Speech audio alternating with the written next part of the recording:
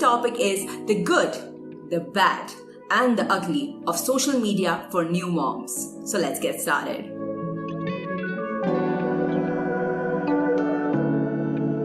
Hi guys, welcome to Mom O'Clock with Dr. Farah in association with Hindustan Times Health Shots, and today I'm going to be speaking about social media use by new mothers. So I'm going to start with the bad, not the good. So the bad of social media, point number one, it keeps you awake more than you would otherwise have. Now the problem with social media is there's so much endless stuff to go through and you're so bored staying awake half of the night breastfeeding your baby. You naturally reach out for your phone to check your Facebook or your Insta, and many a times the time that you could have spent sleeping, even the 15 minutes, you miss out because you're on Facebook. Now how to counter that? Make sure you take only 2 hours on social media. So 1 hour would be during the daytime and 1 hour would be during the evening and the night time. So manage your social media use that way. Second thing I want you to learn is breastfeed lying down. If you had a term baby, you can easily breastfeed your baby lying down. It will take some practice, but your back and your sleep cycle will thank you for breastfeeding lying down, because sitting for long hours while breastfeeding really breaks your back. And aside from that, once you get the hang of breastfeeding lying down, you're gonna get real awesome sleep once you and your baby adapt to it.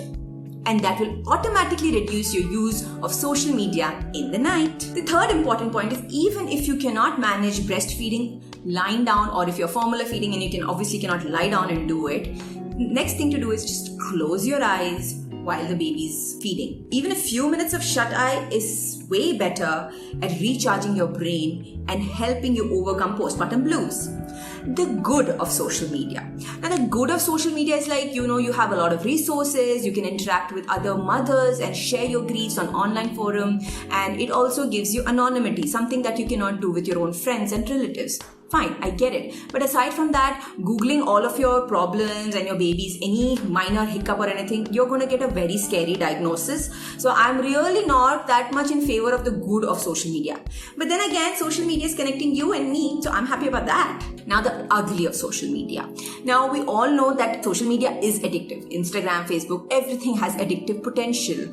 But there have been enough research papers that prove about its addictive potential. The last and final thing, which is the ugly thing of social media, is that it can make you fat. Yes, physically fat. The bright light from your phone, the blue light which is there, affects your body's rhythm. Now when your body's rhythm is affected, the hormone that puts you to bed, which is the melatonin hormone, that is not produced enough because the light is making the brain think that the sun is still out. Then there's a second hormone, the hormone leptin. This is the hormone that tells your body, I'm satisfied with this food, I'm not hungry anymore. Now, because of the bright light and your hormone rhythm getting disturbed, even leptin's production is reduced. Ladies, restrict your social media time, have meaningful connections on the internet, and I will see you next week. That's all for today. I'll see you next week. Bye-bye.